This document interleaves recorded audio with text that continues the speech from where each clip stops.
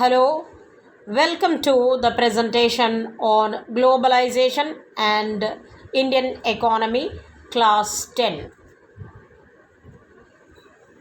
We can see in this image, Shri P.V. Narasimha Rao, Pamulaparthi Venkata Narasimha Rao, the Prime Minister in 1991, the architect of economic reforms, the father who has reformed, we can call him as the father of economic reforms.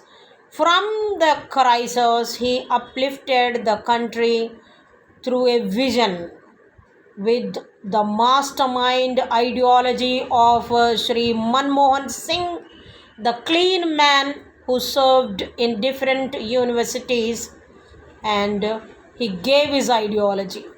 So we can call Sri P.V. Narasimha Rao a multilingual personality from Andhra Pradesh who served India in different portfolios. The ideology of these two masterminds was LPG: liberalization, privatization, and globalization. Liberalization is to liberate the licensing policy, to lift the trade barriers, allow the foreign companies to come into India and invest. Those companies which are under the government ownership and not working efficiently, not contributing profit, to privatize such concerns. Globalize, to raise Indian industries to the international market, meeting the international standards, organization specifications. These were the objectives. How was this globalization introduced? Simply, the meaning of globalization is to come out of the boundary, reach up to the international level, meet the expectations of the international market, where the countries are integrated. Food keeps flowing in, technology keeps flowing in, education, we have employment, we have many resources moving from one country to another country. Globalization, it connects the culture, the society, the polity, the economy, simply the world environment itself. Globalization is the rapid integration, fast integration of countries. Capital movement, investment moves from the countries where they are rich and prosperous into those countries which have resources and abundant facilities for the location of these industries. Production moves in, distribution moves in, employment, resources, designing, technology, research, everything is moving from one country to another country. This simple movement is called as a multinational corporation, where more than one country are integrating. That's why we call it as multinational company or corporation. They work for profit and so they are called as corporations. So examples are like Pepsi, Nike, Apple, many more. We use so many products in our day-to-day life. What are the ways to connect these countries? These countries are connected across their border by production, by research, by designing, by technology. Culture moves from one country to another country. Sometimes these MNCs, they bring in the capital and delegate the work to small countries, small business entities, where they do the production and hand over to the multinational companies or corporations. They spread the production. For example, if you take the production of Nokia mobile, it is assembled in India and China. Technology was developed in USA. Headquarters and control is from Finland. You also have hardware of China and software by India and USA. In this way, where more than one country is working to develop one single product and take it across the borders, across the seas, meet the expectations of the people, we have the MNCs working together. They are very highly paid. The quality and cheap labor is the most significant factor. By spreading this MNCs to different countries, many people get a job opportunity. Low cost of production. Where the resources are there, they need investment of capital, and cost of production is low. And the range of market, it is having a wider range of market where the people of the world are ready to buy these products, because when so many countries with so much of hard work, designing, equipment and lot of preparation goes into it, then definitely world class products are available. Better quality of material and final production, it reaches the market.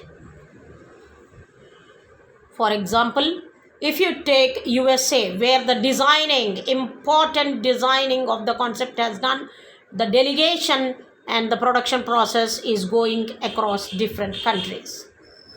What are the benefits of interlinking production for MNC? Standard of the product produced strictly as per the demand of a customer. In fact, customer is called the king. We have done in the project consumer awareness. Customer is the king. What the customer wants, the world is open for him. At the international market, there are several products which are available. You can make a wide range of choice. As the goods are produced and sold in one country, the cost of production is less, and hence it can have a sale at a lower price. Better consumer response as the goods are produced in their own locality. So we can meet the domestic market requirements as well as the international market requirements. So increase in employment opportunities for the people who are living in that particular country. It brings foreign capital. Where we do not have enough of money, the foreign countries have faith in the resources and the people and the technology. They come and invest, and foreign exchange keeps moving in. It helps in the resources of unutilized, untapped resources. These come into utilization. Customers get better quality, enhanced quality. They live world-class life. Increase in country's revenue. The flow of more foreign exchange is coming, so the revenue or the income of the country through sales tax, customs tax is increasing. The markets are getting integrated. And when the goods are exported to other countries, we get foreign countries. We are connected with foreign countries, their culture. India is getting connected to Saudi Arabia, to Pakistan, USA, many more. Benefit of market integration. What is the benefit? We have better quality products. We make the optimum utilization of resources. We don't waste the resources. There is a wider market for the producers. We don't restrict within the vicinity of our domestic market. We go beyond our border. Wider choice and low price. Variety of goods are available to the customer at a price which is affordable. He can simply make a clear comparison between the availability. Access to products which are produced in any part, any place of the world is simply, technology has taken at our doorstep, everything is available. Simply, there is peace and harmony in the countries of the world. We live with togetherness, with a belief, with a brotherhood and fraternity. So there are some restrictions. Why are these restrictions in the trade among countries? Which are those countries which are putting these restrictions? What happens if the restrictions are imposed? Traditionally, the countries of the world were conservative. They did not want the world-class products to come into their country. For example, China was self-sufficient. It didn't allow the foreign countries to come in. But when different world-class products are available, when their skill, their technology is available, people are explored to different kinds of opportunities. Then they have liberated the trade.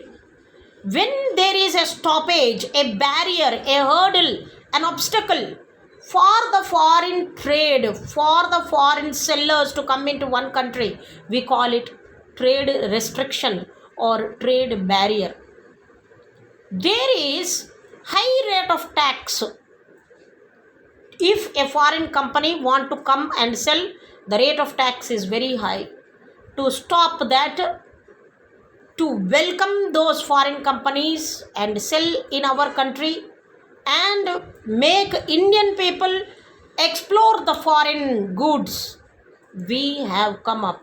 Our masterminds, P.V. Narasimha Rao and Shri Manmohan Singh, through their economic reforms in 1991, came up with globalization, taking India into international market.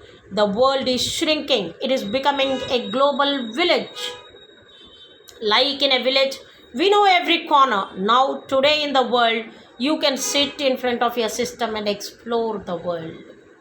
The causes of imposing trade barriers. Why did these countries in the beginning, before 1991, why were trade barriers, trade restrictions there in our country and in other countries? What is the fear? Different standard of economy. Some are rich, some are poor. The price they may expect from different countries is very high. We may not afford.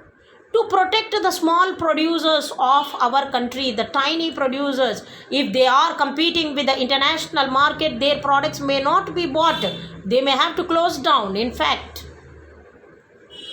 the fear of economic colonization, those big countries, rich countries may come and occupy these small countries and start ruling. That itself is called as imperialism. We studied in history in depth about it. This is a threat to our society and the culture also. Then we studied also about white man's burden. As they said that we came here to civilize the uncivilized. But today we all are civilized.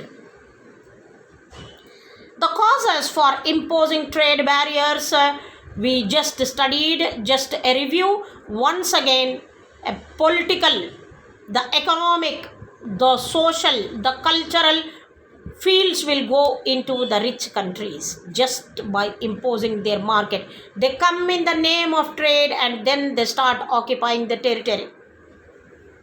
This is the headquarters of the World Trade Organization, Geneva, Switzerland.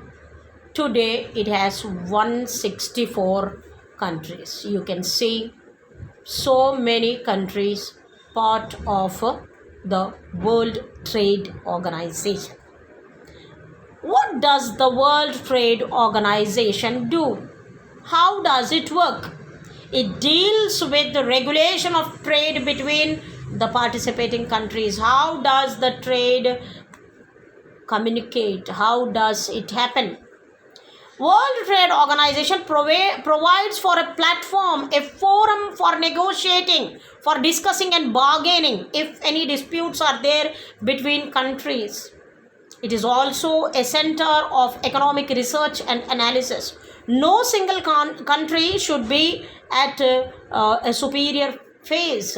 All countries should get equal opportunities. It is an organization that intends to supervise and liberalize the international trade.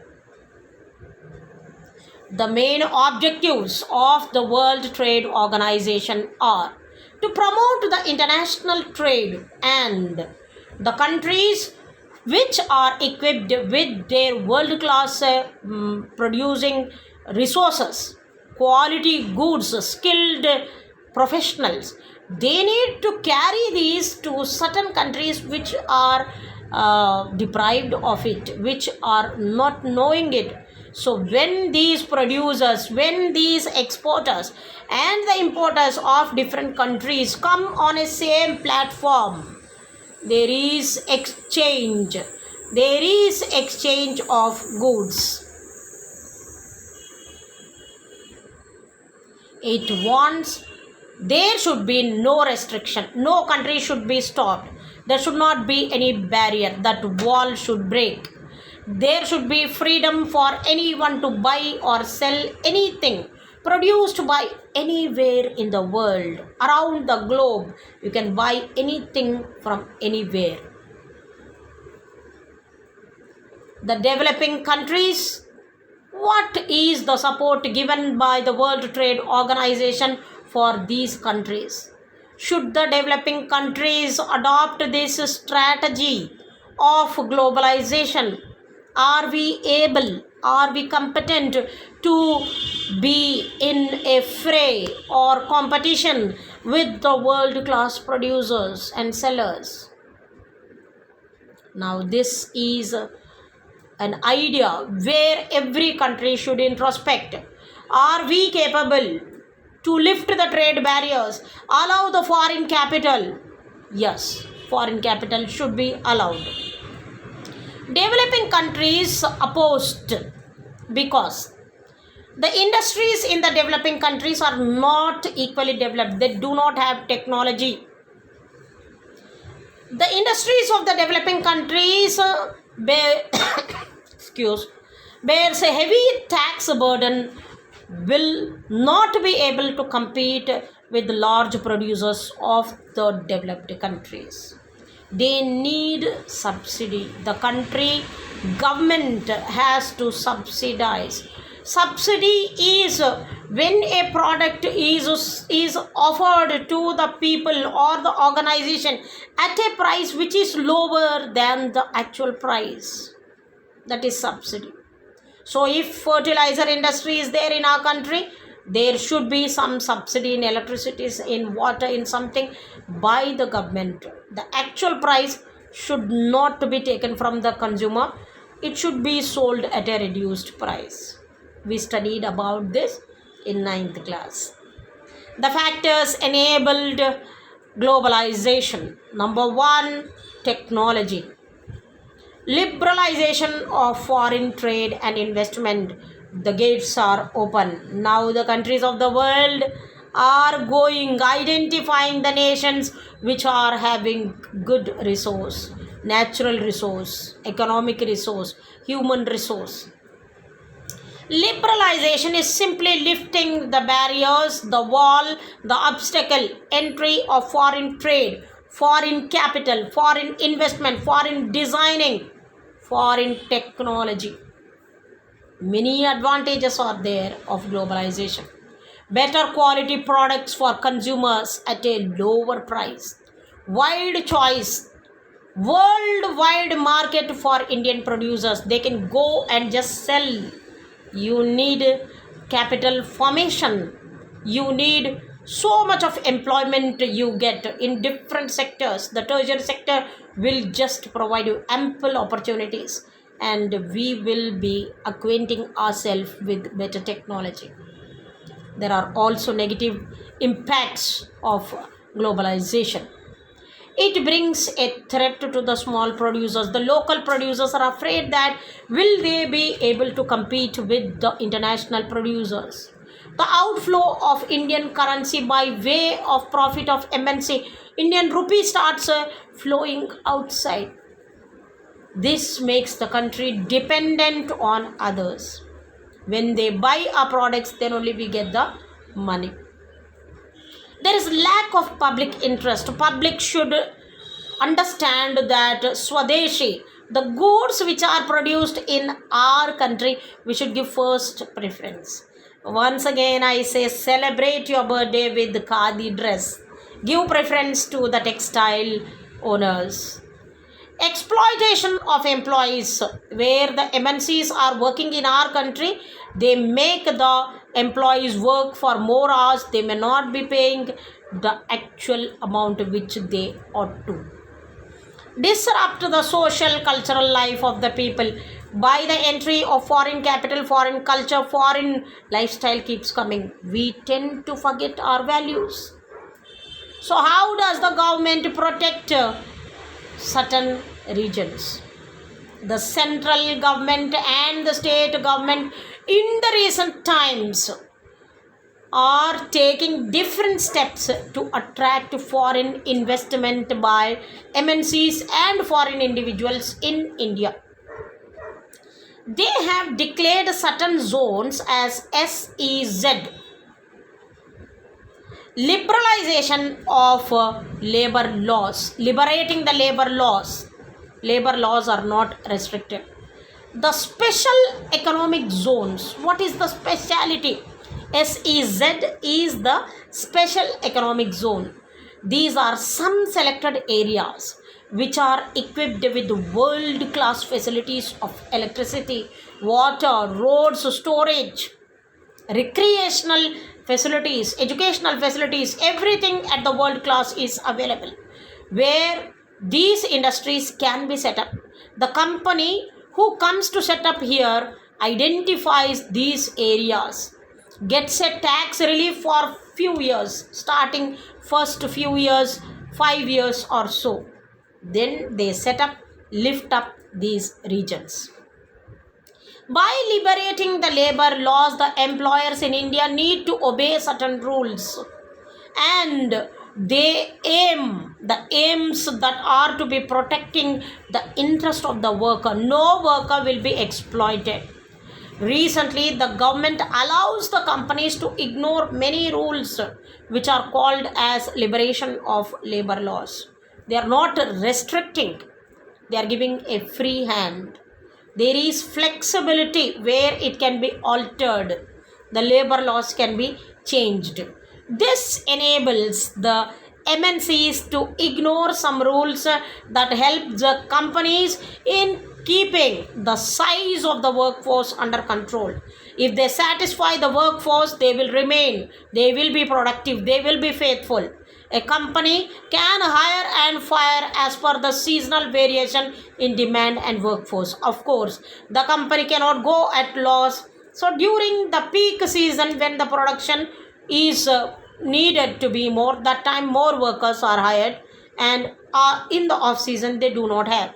And for those people, the country came up with the National Rural Employment Guarantee Act. We studied about it. So, should we support or reject globalization? You can answer, you think over.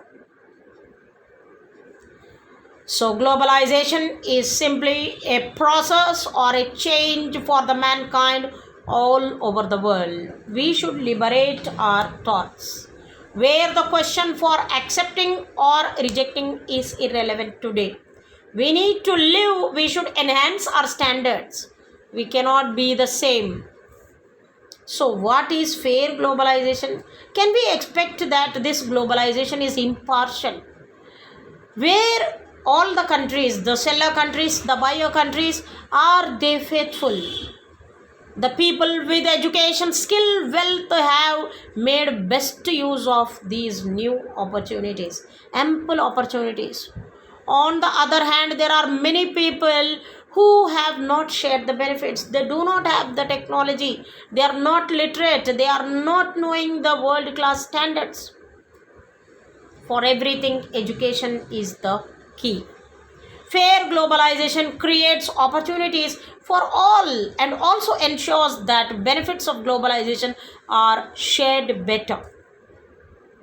It should be equal for all.